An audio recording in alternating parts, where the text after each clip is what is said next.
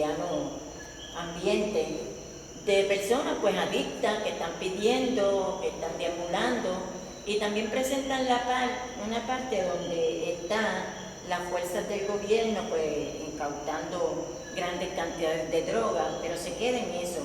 Y la preocupación de él y de muchos de nosotros es la imagen que se está dando de Puerto Rico, ¿verdad? Eso no quiere decir que no reconozcamos la situación real que hay con la adicción y con los deambulantes y con las personas que caen en lo que se le llama la guerra de las drogas. Pero el documental se queda corto en decir la estructura económica con la cual está sucediendo eso. Entonces, yo voy a presentar una parte, yo soy doctora en psicología, mi nombre es Abigail Amador Colón, y yo voy a presentar una parte sobre qué hace el enfoque psicológico, ¿verdad? La secuela psicológica que deja esta nueva esclavitud que tenemos en Puerto Rico. Entonces tenemos a la doctora, preséntese por favor. Bueno, yo soy la doctora María Villeneuve. Yo vengo a traer desde una perspectiva psicológica también lo que el ingeniero Bermúdez también llama la nueva esclavización, que me corrigió porque acostumbramos decir esclavitud, que nos esclaviza, y él tiene muchísima razón. Pues también, a base de un artículo que yo había escrito, enajenación del puertorriqueño, esclavo del siglo XXI, desde la perspectiva de una visión psicológica, ¿verdad? ¿De qué se trata? ¿Cuán esclavizados estamos? Y no nos damos cuenta ni nos reconocemos.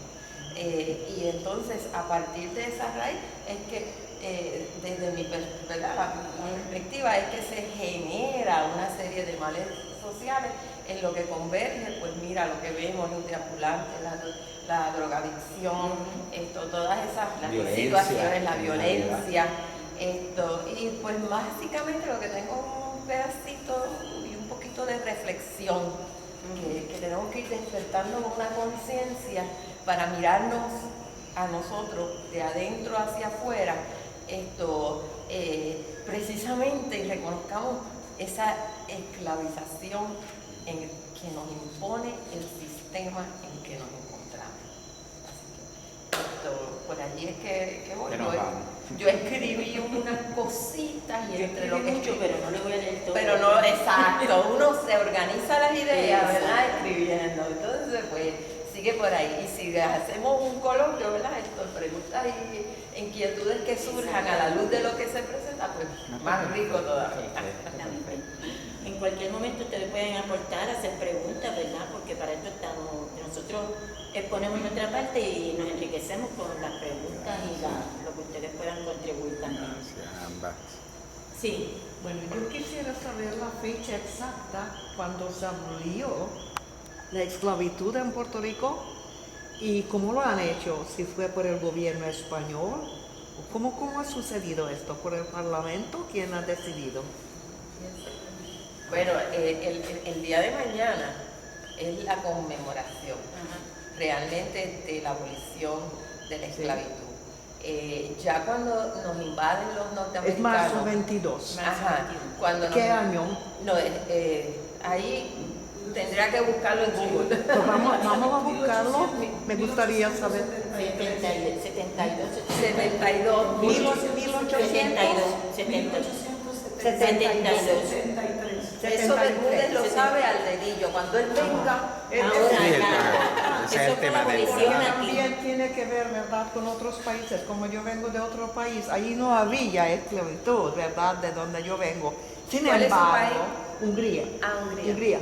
Sin embargo, ha habido otras partes, ¿verdad?, de la sociedad que estaban no exactamente esclavos, pero sí en una posición baja, que también se han elevado. Sí. Entonces yo quería saber la fecha, pues es bien cercano.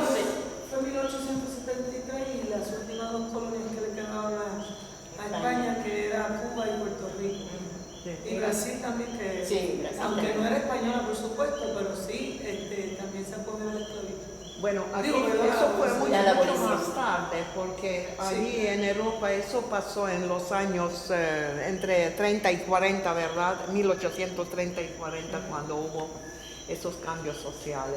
Lo que sí que ya cuando llega los norteamericanos, 1898, ya aquí Ya no obviamente había no había esclavitud, pero había otro sistema de tarjetas, de la libreta, de los jornaleros, que es, digamos, un Sí, tipo, tiene que ver, una sí. esclavitud disfrazada, Sí, porque disfrazada. La explotación por eso. en los campos Agrícola. Exactamente. que es una explotación, esa explotación es una esclavitud disfrazada, que yo diría que hasta nuestros días, porque vivimos, o sea, el mismo santo con otro traje, que vamos a ver. Y además esa fecha lo que hace es marcar la parte oficial, ¿verdad? Porque como estamos diciendo, se quedaron muchos esclavos con los amos, porque tampoco tenían otro tipo no conocían otro tipo de vida, ¿verdad? Bueno, no tenían vuelvo otras a mi alternativas. segunda pregunta. ¿Quién decidió aquí en Puerto Rico terminar con la esclavitud? ¿Fue el Parlamento? ¿Fue el gobierno español? ¿Quién? ¿Cómo lo han hecho? Hasta ¿O ese fue momento, un decreto desde España? desde España. O sea, fíjese que Aquí siempre hubo abolicionistas de muchos años. por eso, pero desde España se gobernaba. Aquí los gobernantes eran militares españoles. Esto que incluso cuando llega el acorazado, el Iowa, a invadir a Puerto Rico por el lado norte, por el área de San Juan, que fue yo tenía la fecha, que fue el primero, porque son dos. Son dos. El Iowa es el que hace retirar, y el gobernador Mejía se llamaba Mejía, el sí, gobernador. enfrentó esa invasión e obligó a que el Iowa se retirara. Como los norteamericanos no se esperaban esa resistencia de los españoles, porque aquí los españoles no permitían que los criollos, o sea, el nativo de aquí, formara parte de su ejército. Acuérdense que era elitista, clasista, racista, la sociedad, y para evitar la insurrección, o sea, evitar el levantamiento del pueblo en contra del sistema militar español. Entonces, ¿qué sucede? No le daban armas. No, claro. Pues lo que había eran los militares españoles, y apenas había una fuerza de 1000 y pico de soldados, porque España empezó a retirar sus tropas y su gente desde el momento en que se estableció la Carta Autonómica en las Cortes de Cádiz.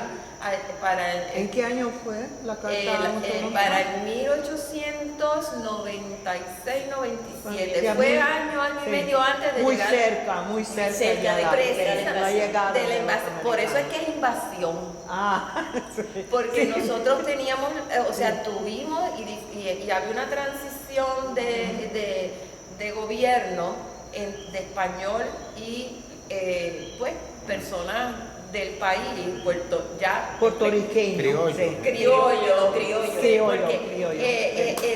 El nombre que nos dan de Puerto Rico es un nombre de la colonia.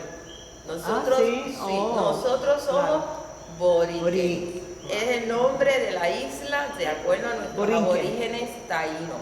No, sin la N, ese se le añade. Boriquén con K y acento. Luego con el tiempo es que se le van añadiendo pues la N por el idioma, pero cuando llegan los españoles, nosotros somos una isla que no, como a los huérfanos que le cambian los nombres, ¿verdad? Y el síndrome que eso trae es el colectivo de la sociedad, es similar a un inconsciente, ¿verdad? Estamos hablando de arquetipos, cosas. No podemos entrar mucho en eso. No, pero yo lo menciono porque eso es parte de... Sí. Nos llaman San Juan Bautista, los españoles, por la cuestión de la corona, la religión y eso. Pero cuando se dan cuenta que aquí no hay oro, plata, Riqueza. riquezas en términos de oro y plata como en México, La minería. sí, de minería, a nosotros nos mandan para poder sobrevivir económicamente El situado mexicano.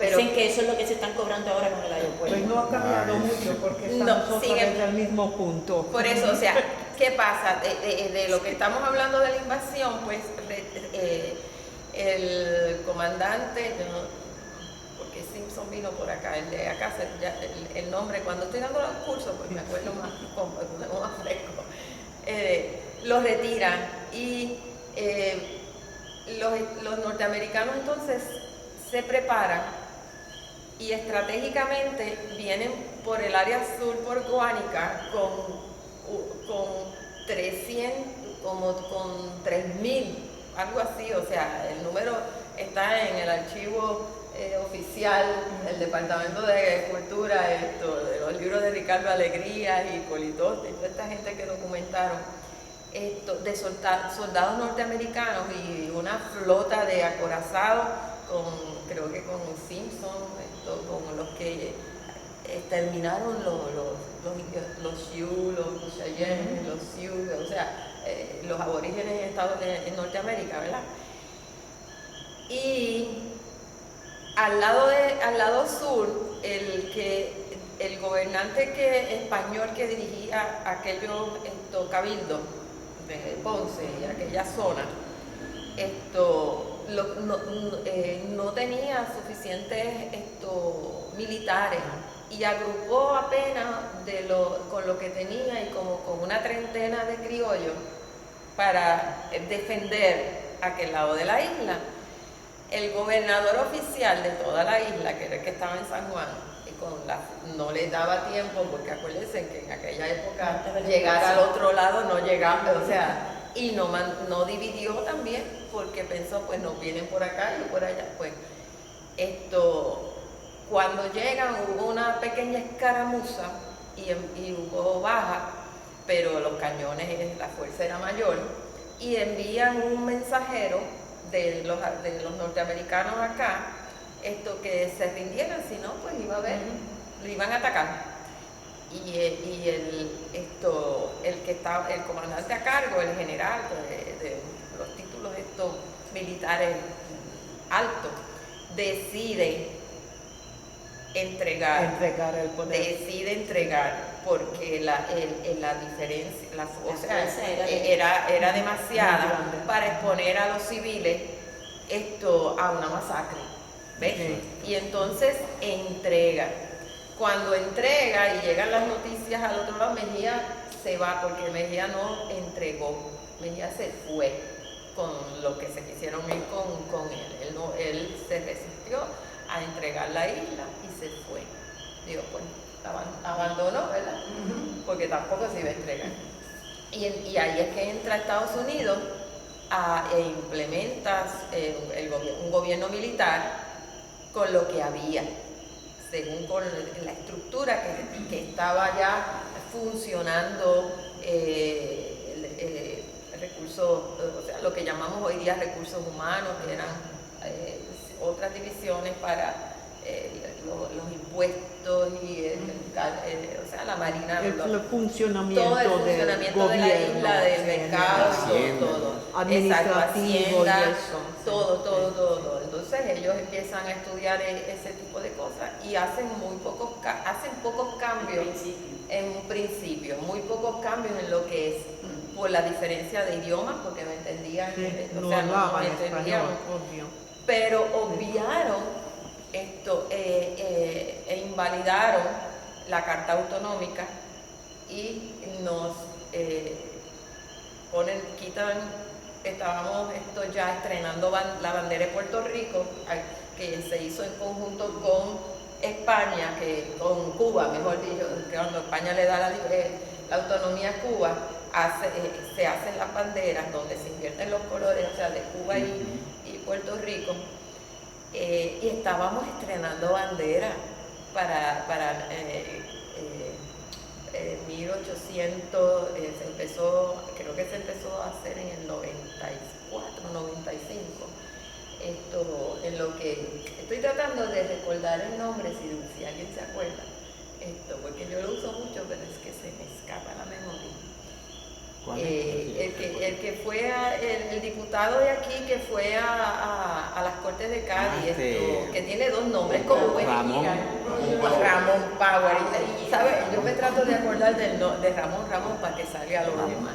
Ramón Power y Girard.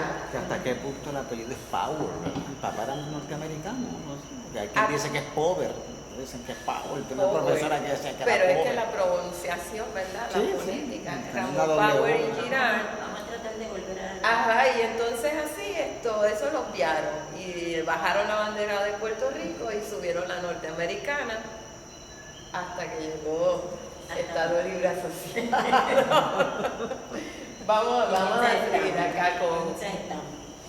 Pues después de todo este preámbulo, ¿verdad? Para ubicarnos históricamente de dónde surge todo lo que lo que está pasando, pues queremos, miren, hay unos puntos que traemos para poder analizar esto y dialogar, más que analizar, dialogar. Primero es que para trabajar con la nueva esclavización hay que conocer la economía de las drogas, hay que saber de la producción, de la comercialización y el financiamiento. Todo esto es una red y están juntos. Uno no puede estudiar las drogas sin estudiar eso. Entonces muchas veces el estudio es fragmentado, unos estudian el comercio y otros estudian los efectos, pero nunca uno puede ver todo cómo va uniéndose una cosa con la otra. También se desvincula el discurso de la adicción a las drogas, que es lo que hace en el individuo, a la persona que empieza a usar marihuana, cocaína, heroína, crack. Eso se desvincula de los procesos del sistema y de los procesos ideológicos. Entonces es culpa tuya. Tú tienes baja autoestima, no tienes fuerza de voluntad y lo dejan y le hacen recaer el peso en el individuo. Entonces, nosotros los psicólogos muchas veces caemos, ¿verdad? Porque tenemos que tratar el tú a tú y ayudar, sí, a esa persona, ¿verdad? A reponerse y a tratar de rehabilitarlo y que vuelva a ser un ser, ¿verdad?, funcional en la sociedad.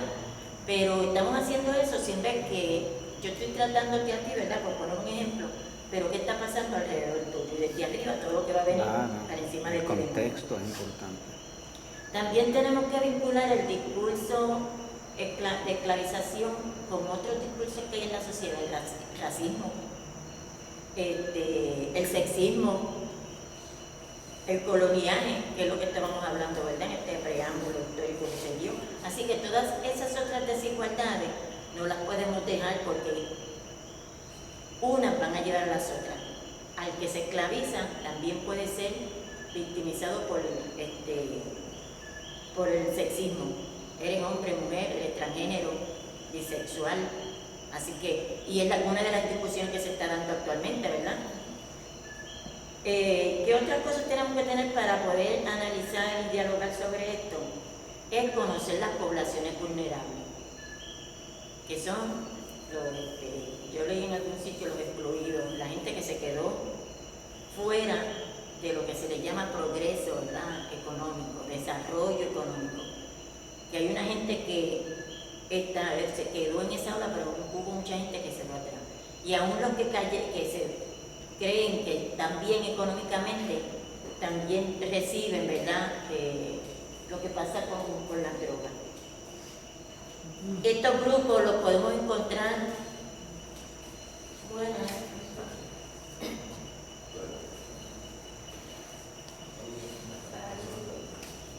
Buenas tardes. ya estamos aquí en el diálogo. Estos grupos los podemos encontrar en los grupos de pobreza, en el desempleo, en el analfabetismo, con las condiciones crónicas de salud. Y de eso se alimenta esta nueva esclavitud, de esos grupos. Esos grupos y esas situaciones, ¿verdad?, más que los grupos, esas situaciones que se generan en la sociedad son las que mantienen la nueva esclavización. De ahí es que se alimentan, de ahí es que tienen sus clientes. Entonces, ¿qué vamos, verdad? Que es la parte, después que vemos cómo va cayendo todo esto, que es la parte que me toca más a mí, ¿verdad? La más que yo he estudiado. Las secuelas que hay. Hay unas secuelas que son económicas. Hay unas secuelas sociológicas, económicas y psicológicas. Por lo menos yo las dividí en esas cuatro, ¿verdad? Vamos a hablar un poquito de cada una. Económicas y ambientales. Un poquito de cada uno porque no nos vamos a atender mucho en eso. En sociológica, ¿cuáles son las secuelas de todo esto en el área sociológica? Mire, la criminalización de todo.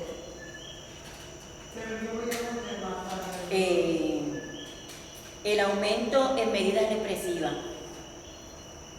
¿Cuáles son esas medidas represivas? Pues, no puede se está afuera hasta las 2 de la mañana. Tú tienes unos sitios limitados hasta donde llegar.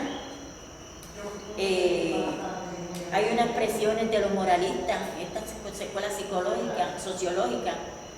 La élite, pues entonces aumentan su presión y su discurso. Porque entonces van a decir cómo es que yo soy bueno, cómo es que yo hago las cosas y cuál es el modelo a seguir. Y también en la parte sociológica, y ustedes pueden añadir otras más, aumenta la lucha de clases. Que lo hemos visto cuando, por ejemplo, nosotros empezamos a discutir con la gente del caserío, sin saber que nos están atropellando a los dos. Que a los del caserío le están poniendo internet y que en el caserío tienen 3 plasmas. Sí, pero es consecuencia de esto. Si usted no ve todo el montaje, no puede entender porque ellos tienen 2 plasmas y yo a duras penas tengo un televisorcito pequeño, ¿verdad? Porque mis prioridades están en otra cosa. Ahora, ¿qué vamos a ver en las consecuencias ambientales que muchas veces la gente las pasa desapercibidas? Mira, cambios en el entorno. Usted empieza a ver la gente mudándose, poniendo rejas, poniendo sistemas de seguridad.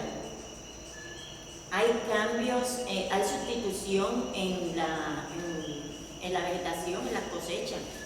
En vez de estar cultivando tomate, lechuga, cosas de comer, ¿qué se tiene? Invernadero para cultivar droga. Y hay gente que ha invertido miles en tener un invernadero de droga y no ha invertido miles en agricultura, en café, en sembrar panas, en China, en eso no invierten. Pero sí pueden invertir en un invernadero de droga. Así que hay una sustitución, ¿verdad? ¿Y qué pasa también? Deforestación. Porque muchas veces para tener estas cosas y hacer camino, tumban lo que sea que esté por el medio. Así que hay deforestación y hay sustitución, ¿verdad?, en nuestro ambiente. Pueden añadirle otras cosas más. Así que esto es horrible, ¿verdad? Ahora, tenemos también las secuelas económicas. ¿Qué aumenta con esta nueva esclavización? Lo que le llaman la economía informal. Subterránea. Le tiene muchísimos nombres. Sí. A esa economía, que es la que hace que muchachos, mucha gente pues se puedan ir y comprar las tenis caras, los plasmas. Que lo veníamos hablando sí, y nosotros. El otro día, creo que quizás porque hizo el comentario que en estas secuelas económicas y nuestra condición colonial, ni siquiera la economía que se genera por el trasiego y en la venta de drogas y toda esta economía subterránea se queda en Puerto Rico, porque se compra en las grandes cadenas que como quiera el dinero se da. Que lo digo, ¿verdad?, de una forma irónica. Ahí es donde yo planteo que esta isla se ha convertido yo le digo, el gran centro comercial del Caribe. O sea, nosotros somos un shopping center y todos los que vivimos en esta reserva, la reserva, como sí, ¿sabe el concepto de reserva, verdad? Que es como ponen los indios allá, los aborígenes. Esto nos tienen y somos los clientes, nos tienen que mantener en esa división de clases, como señala, nos ponen en contra. Hay la clase pobre en contra de una clase media que también está oprimida, pero nos obligan a estar encontrados, pues, porque el de arriba, el que maneja, el que manipula, el que controla, el que mantiene el poder en su mano, pues coge todo ese beneficio y lo saca de Puerto Rico. No se queda aquí. O sea, es muy poco lo que se queda. Pero lo regresa a su mundo. No se queda aquí. O sea, por eso es que el sistema, y estamos como estamos. Sí. Quiero interrumpirte. Sí, claro. Lamento dos cosas. Que no haya más gente aquí. Estamos los que somos. Exacto. Estamos los que Claro, somos. Mira, llegó la señora también. Bienvenida. Cada uno quiere a 10 personas. Cada uno de nosotros somos 10. Sí, lo reconocimos aquí al principio. Para hacerle un reconocimiento en términos de que el hombre, el maestro, el padre de mi amiga, que fuimos compañeros de estudio en el Centro de Estudios Avanzados de Puerto Rico y del Caribe, lleva 55 años, cumple este año, está dirigiendo una orquesta. Y yo fui músico desde niño. Tuve la suerte de que mi madre, desde muchachón, me puso a guitarra, después a solfear, estuve tocando clarinete, hasta llegar a la banda del Colegio de Mayagüez, donde yo estudié, y estuve en la banda del Celso. Le agradezco a mis maestros de música, Chelo Río, Tito Ducler, el Negro Martínez, y todos son personajes del pueblo de Macao, aunque ellos, algunos no son oriundos de Macao, Ducler no son de Macao, son de Nahuatl, pero me enseñaron muchas cosas, y entre las muchas cosas que me enseñaron es lo difícil que es bregar con los músicos. Él decía, entre músicos te veas. Por lo tanto, me parece una hazaña extraordinaria el que Willy haya podido mantener esta seriedad como una orquesta de planta, ¿verdad?, que ha viajado el mundo y que nos representa en todo el orden. Su música se escucha agraciadamente en todo el planeta. Hoy vengo de Ponce, lo hicimos en la Católica, un reconocimiento aquí que el Papo Lula con la Sonora Ponceña. El Papo estaba en Houston, estuvo con nosotros, y que cumplió años el 12 de enero, ¿verdad? De hecho, yo estuve en la fiesta que le hicieron en el Hotel San Juan, que de hecho tanto Willy como otras orquestas que tocaron. Y yo estaba comentando, ¿verdad?, que este señor que cumple 100 años, lo maravilloso de la cosa es que está lleno de vida, lleno de deseos de vivir y tiene esa mente clara como el agua. Y esa es una hazaña extraordinaria. Al igual que Willy, también es otra orquesta que ha representado al país dignamente. Y anoche nosotros le hicimos un reconocimiento a Rafa Itiel en el Centro de Estudios Avanzados. Esta iniciativa, hace tiempo que yo quería hacerla, y obviamente ustedes que son artistas reconocidos a nivel internacional, me imagino que se extrañarán que a esta fiesta, ¿verdad?, que yo invité, se invitó a todo el mundo, se envió un listado, pero obviamente como ustedes no venían a tocar, me parece que la oferta no era tan atractiva, pero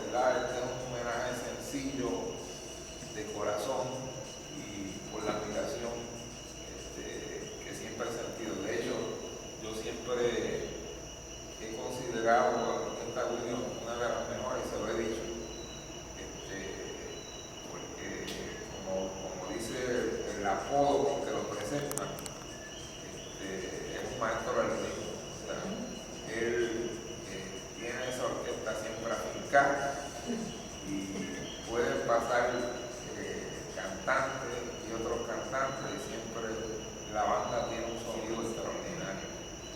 Y cuando alterna con otras orquestas, pues obviamente la otra orquesta sufre.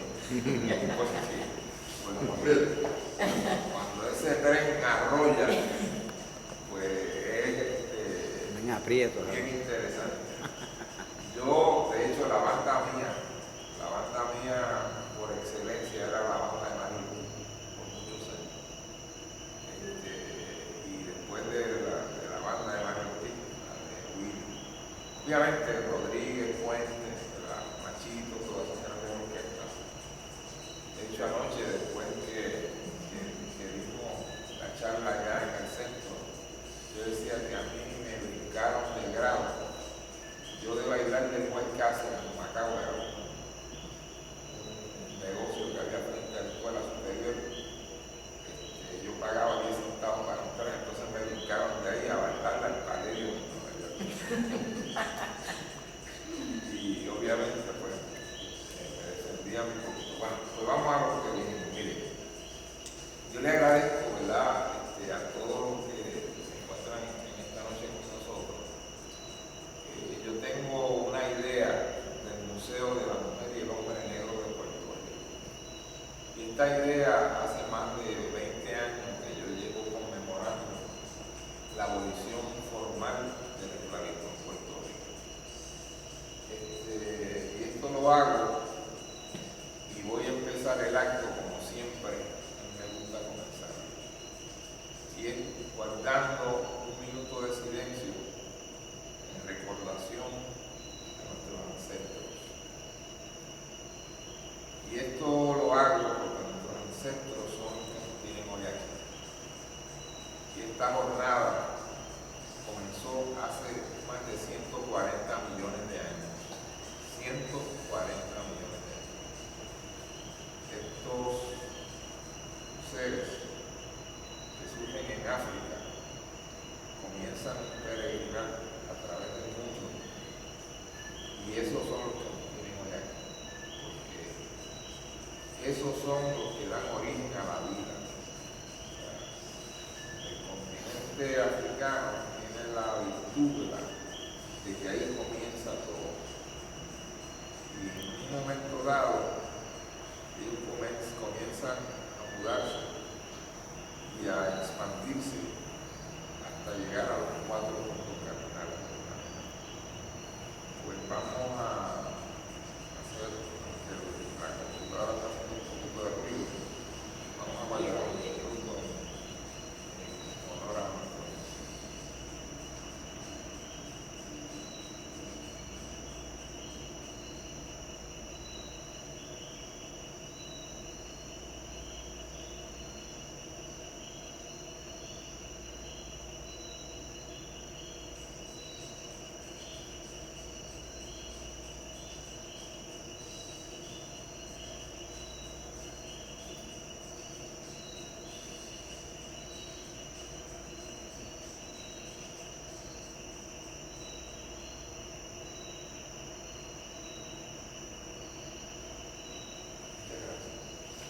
Este peregrinar comienza hace millones de años, como dije, y se expande a los 4 puntos cardinales del planeta y debido al cambio de clima, al cambio de alimentación, a las condiciones ambientales, entonces empiezan a cambiar las características fenotípicas de los seres humanos.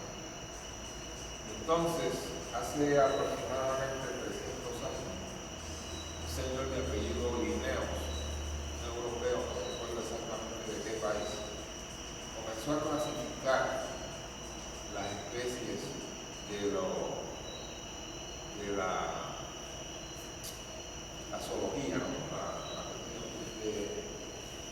La botánica, las plantas y los animales. Entonces, se le ocurrió que como hay unas diferencias a través de estos miles de años que han ocurren una especie de mutaciones, donde entonces hay unas personas con unos rasgos fenotípicos, ¿verdad? Que algunos conservan, pues obviamente los rasgos originales, ¿verdad? Que somos los negros atesados, que tenemos labios gruesos, nariz chata, pelo rizo,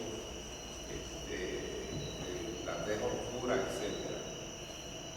Y obviamente eso responde a los sitios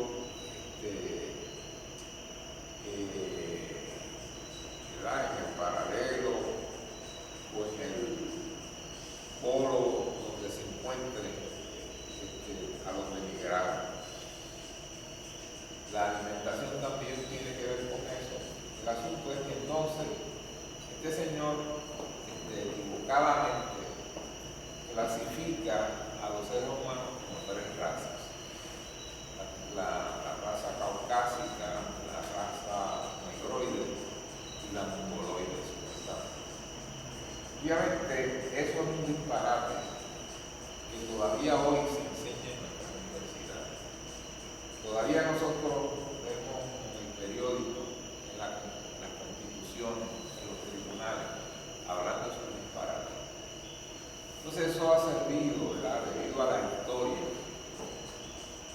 porque entonces los españoles o los castellanos, que son los que llegan aquí a Puerto Rico, fueron invadidos en lo que es hoy España, aproximadamente en el siglo VII. Y los moros, llamados moros musulmanes, que provenían de África, cruzaron el estrecho de Gibraltar y estuvieron ahí por espacio de 8 siglos, 800 años. Y entonces, como ellos promulgan una religión distinta, ¿verdad? Donde ellos adoran a Alá como su Dios y el profeta es Mahoma. Y entonces los españoles ya había llegado el cristianismo a Europa, ¿verdad? Y se había establecido en diferentes sitios. Y entonces ahí empiezan unos choques. Empieza la llamada Reconquista, donde sabemos la historia del Cid Campeador y sabemos toda la historia. Yo recuerdo que mi maestra del 4º grado todavía, cuando ella expresa en el salón el último rey moro, que se llamaba Joaquín, pues nos cuenta ella, o me contaba esta maestra,